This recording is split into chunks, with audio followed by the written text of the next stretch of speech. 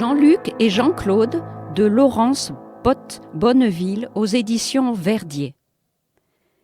Il va suffire de presque rien pour que la petite virée hebdomadaire de Jean-Luc et Jean-Claude au café du village, non loin de leur foyer, ne prenne des proportions inattendues.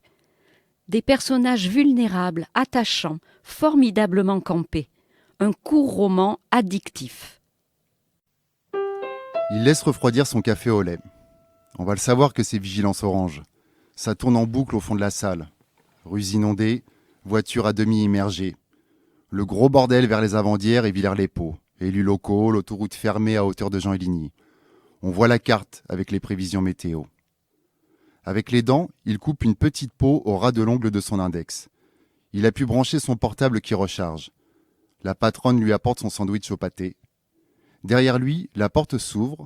Elle claironne un « Bonjour messieurs » et retourne derrière son comptoir. Elle va peut-être arrêter de le mater. Ils sont deux à rentrer.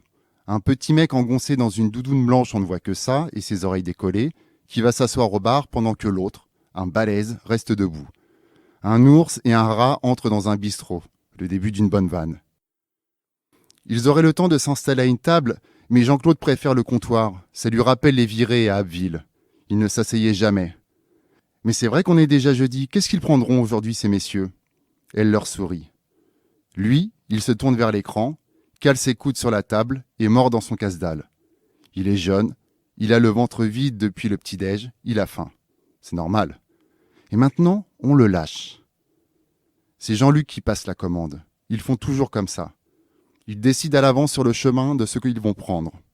Ça dépend du temps qu'il fait et aussi de ce qu'ils ont pris la semaine d'avant.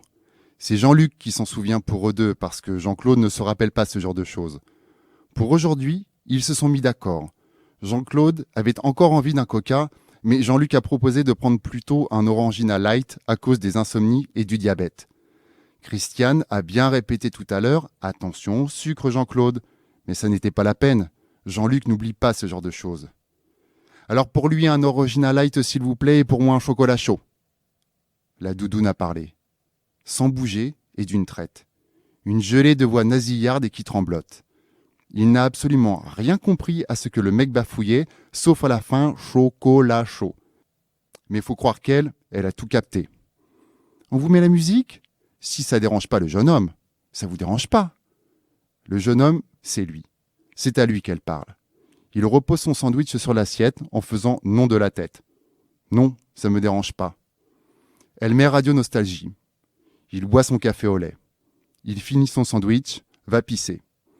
En sortant des toilettes, il voit Doudoune balancer la tête à droite, à gauche, en remuant les lèvres, les yeux mi-clos. J'ai trop saigné, tchoum, tchoum, sur les Gibson, tchoum, tchoum. J'ai trop rôdé dans les Tambago Road. L'autre est toujours debout, son verre d'orangina à la main, les yeux rivés à l'écran.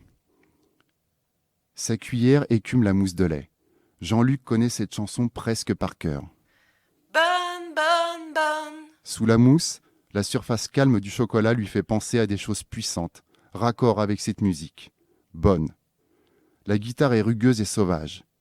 Et la voix de Gigi Goldman s'épaufre dans les aigus. Pas mal de feeling et de décibels. Le chaud de la boisson se répand sous sa peau. Les lettres bleues sur ses phalanges tambourinent contre le zinc. C'est jeudi. Jean-Jacques G et Jean-Luc, on est ensemble, à fond. J'ai pas oublié les paroles de cette musique. Bonne, bonne, bonne. Je bois à longs traits le chocolat fumant comme un cheval fourbu. Je suis venu ici pour retrouver mon calme. Demain, je ploierai l'encolure pour faire bon accueil à l'injection en retard. Demain, c'est le 2e vendredi du mois, le jour de retrouver la placidité. J'essaie de contenir jusqu'à demain mon inquiétude et mon impatience qui piétinent dans la terre sombre. Maîtriser cette chose qui monte derrière l'horizon dans un grondement sourd. Mon œil ne doit pas se révulser.